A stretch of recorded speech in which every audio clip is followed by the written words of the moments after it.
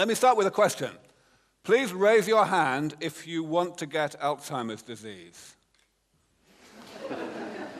Please raise your hand if you think that you will want to get Alzheimer's disease at the age of 90. Even better, even better, even better. The first thing I want to explain to you is the relationship between the diseases of old age, things like Alzheimer's, and aging. Essentially, what I want to tell you is that you should not really pay any attention to anybody who uses the word aging without really explaining what they mean, because they almost certainly don't know what they mean. It's an extraordinarily poorly used word. People can say the most ridiculous things when they think they are understanding what aging really means. I'm going to tell you what I mean by aging, and that's what's going to be the basis for everything else I say. Aging is a process that goes on throughout life, even starting before we're born, and it is simply the accumulation of damage in the body, in the human body or in the body of any other living animal. Aging is initially harmless. That's why those of you who are 40 years old are still working pretty much as well as those of you who are only 25 years old. But aging eventually overwhelms the normal operation of the human body, and that's why we get the diseases and disabilities of old age. And they are awfully bad for us. In an audience of TED or TEDx, it is very controversial to say that I am working on the world's most important problem, but I really am. And this is why. Aging kills 100,000 people every day. That's twice as many as all other causes of death added together. 2/3 of all deaths are from aging. In the industrialized world, it's 90% of all deaths. It's an insane number. And of course, it's not just the death. It's the suffering that goes before the death. That's why I mentioned Alzheimer's disease. I didn't say, who wants to die? I didn't say, who wants to die at age 90? Because you might be a bit confused about that. A lot of people are, and I'm going to come to that in a moment. But none of you want to get Alzheimer's disease, even at age 90. Ultimately, it's all about this. Hands up anyone who wants to be the person on the right. Okay. Even if the person on the left is about to have his head bitten off by a shark. Okay.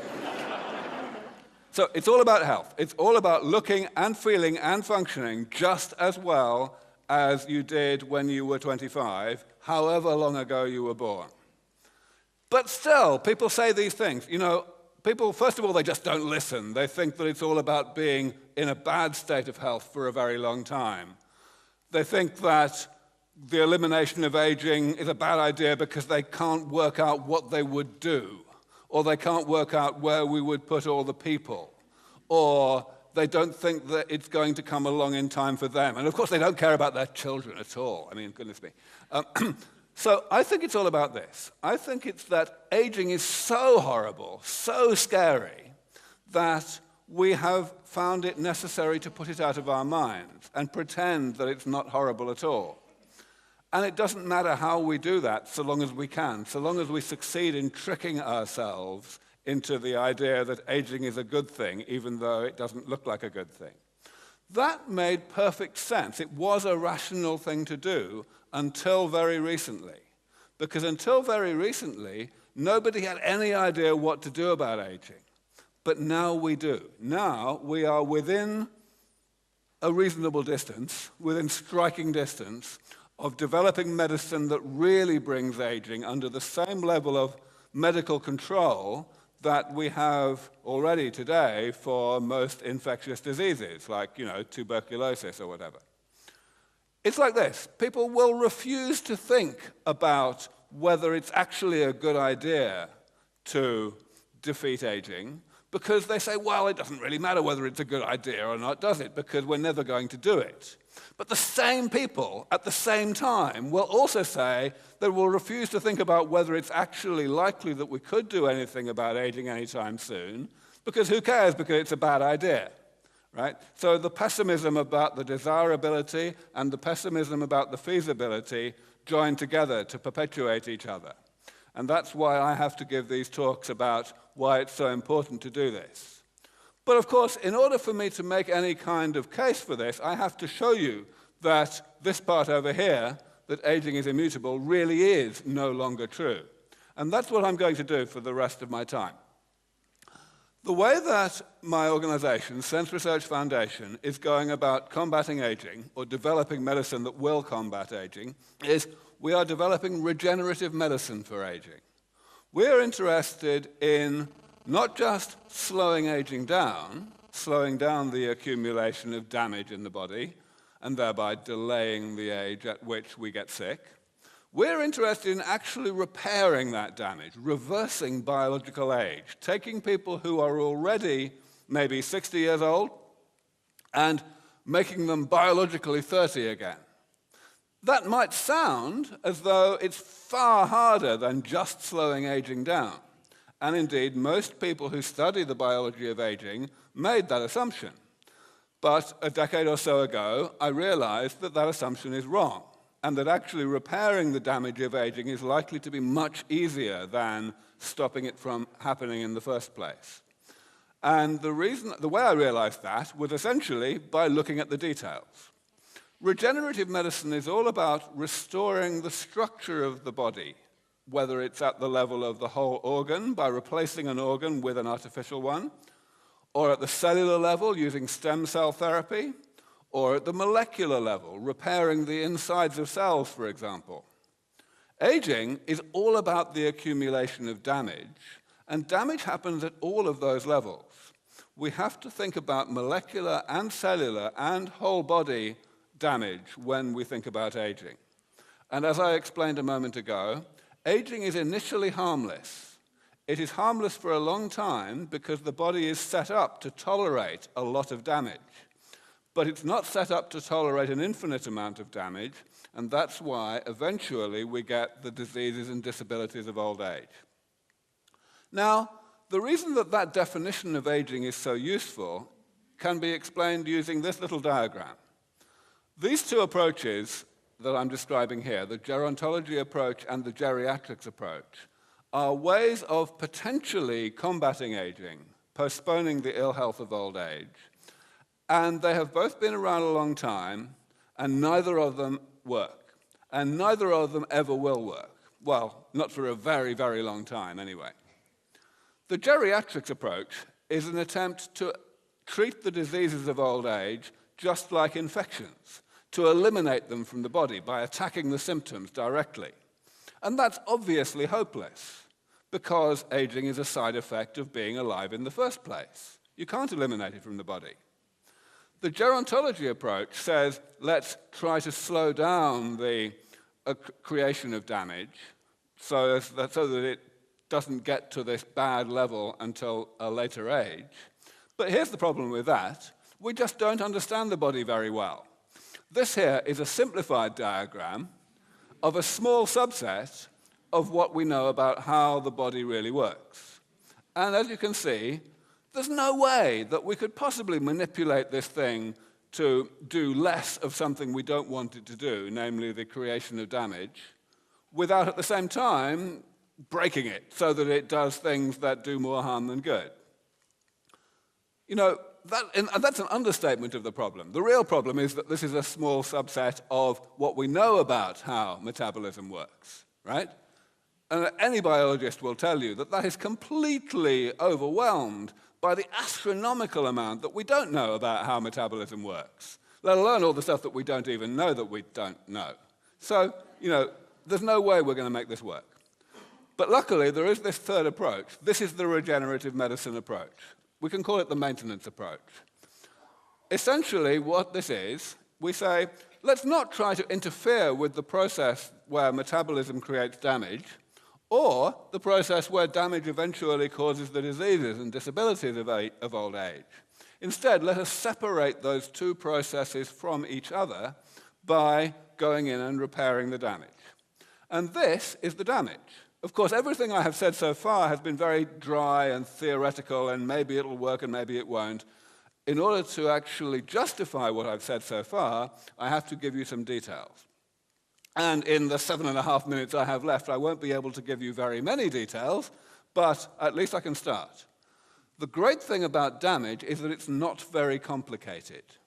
There are only 7 major types of damage that we need to fix, 7 major types of side effect of the body's normal operation that build up throughout life and eventually contribute to the diseases and disabilities of old age. And here they are. And as you can see, they are proper, real, concrete biological phenomena. Cell loss, that simply means cells dying and not being automatically replaced by the division of other cells.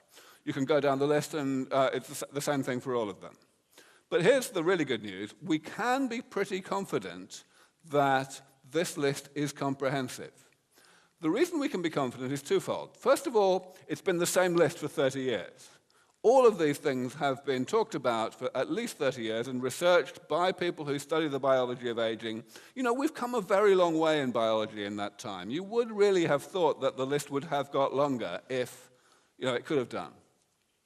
But also, the list has not been an explicit list until I came along. I started talking about this more than 10 years ago and challenging people to say, okay, what's missing? Is there anything missing? And no one has come along with anything that can be convincingly added to this list. So that's pretty good news. But only pretty good. The really good news is on the next slide. We have a fair idea how to go about actually fixing all of these things. The reason that this classification of damage is useful is because for each category we can describe a generic therapy that can be used for each of the types of damage to actually implement the maintenance approach to get rid of these types of damage. We can start with cell loss, the death of cells and not compensated by the division of other cells. Stem cell therapy, of course, is exactly what that is there to fix. Stem cell therapy is about replacing cells that the body is not automatically replacing. If we go down this list, we can see the same sort of thing, and I'm going to talk about a couple of them in some detail now. First of all, this one. This doesn't get a lot of attention. Everybody knows that cancer is a major cause of death. Cancer is something that is essentially defined as having too many cells, because cells are dividing when they're not supposed to. But there's another way of having too many cells, which is if cells are not dying when they are supposed to. And most people who don't study aging forget about that, because it's not very, high profile. But it turns out it's really important in aging. It's the main reason why we have less good immune systems when we're older. And we're getting somewhere in actually fixing this. The work I'm describing here was not done by my organization, actually. It was done by other people, but it's very much within the theme of what we work on. Essentially, this was an experiment done in mice just very recently, in which they showed how to get rid of these death-resistant cells, which wouldn't die when they were supposed to and which were poisoning the rest of the body. It was a rather artificial experiment with mice that had been genetically modified, so it was only a proof of concept. It doesn't really show us how to develop drugs for this for humans yet, but it was a really good proof of concept. These 2 mice that you see here, they are the same age, and as you can see, one of them is much happier than the other. The mouse at the bottom is about to die. It's a month away from dying. And the mouse at the top is completely healthy. It's just as healthy as a normal mouse that doesn't have the problem of these accumulating cells. The little graph on the right is one of a dozen or more different experiments that these people did to quantify the biological age of these mice. So this was fantastic. Here, however, is some more early-stage work, which is looking at one of the other of these 7 components, the accumulation of molecular garbage inside the cell. This turns out to be incredibly important in some of the most major age-related diseases. Cardiovascular disease, the #1 killer in the Western world. Macular degeneration, the #1 cause of blindness in the elderly. And the problem here is that cells accumulate material because they cannot break it down. This is what happens in cardiovascular disease. White blood cells, normal white blood cells, go into the walls of our major arteries and they process stuff that is stuck there. which is mostly composed of cholesterol. And they're very good at processing cholesterol. Cholesterol itself is not the problem. But unfortunately, the cholesterol is contaminated with a small amount of oxidized cholesterol, which the white blood cells are unable to handle. And that stuff poisons these cells, and they become like this. They become foam cells, full of stuff that they can't process. We figured out that we might be able to use some ingenuity from the rest of nature, not from the human body, but from bacteria in the soil. I realized that the process that turns young people into old people and eventually into dead people is followed by another process that turns dead people into decomposed people, and that process is not anything to do with what's in our genome. It's to do with bacteria in the soil.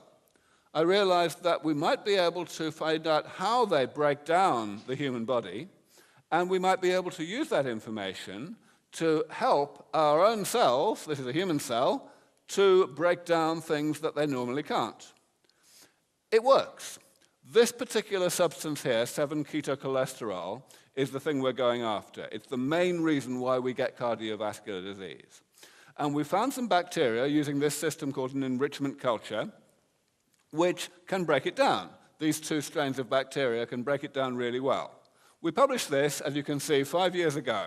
That was the first paper published from work that Sense Foundation did. It's taken us that long to get to the next step, to identify the genes and enzymes that these bacteria are using, and to modify those genes and enzymes so that they work in human cells. We published this just last year, showing that we have succeeded in this. Cells that are given this gene, which is encoding an enzyme to break down 7-ketocholesterol, and modified so that the enzyme is targeted to the correct part of the human cell, those cells are protected from this substance, this toxic substance. That's denoted by the fact that the bar on the right is always taller than the other bars. The other bars are negative controls, where there's no enzyme or there's the wrong enzyme or something. So it's a long project, don't get me wrong. We've done steps 1 through 4 here. Within the next year, I hope that we will be working in mouse models of cardiovascular disease, but that will probably take a few years before we can move to clinical trials. But we're getting there. And the key thing is this will be a far, far more powerful therapy for cardiovascular disease than anything that exists today. So we're very excited about this. So I'm going to stop there just to remind you this is what it's all about, stopping you from getting like the person on the right. And this is what I want to leave you with. It's not just me here. I'm a biologist. I get this work done when I can. But ultimately, it's all about public support for all of this. The reason I give so many talks like this, the reason I give so many interviews, the reason that this movement needs to grow is because without public support, not just public philanthropic financial support, but government support, commercial support, we're not going to get this to happen very soon. We need everybody to go out there and advocate, to talk to your friends, talk to your family, talk to your colleagues about how this is the world's most important problem, and people are genuinely working to solve it. Thank you very much.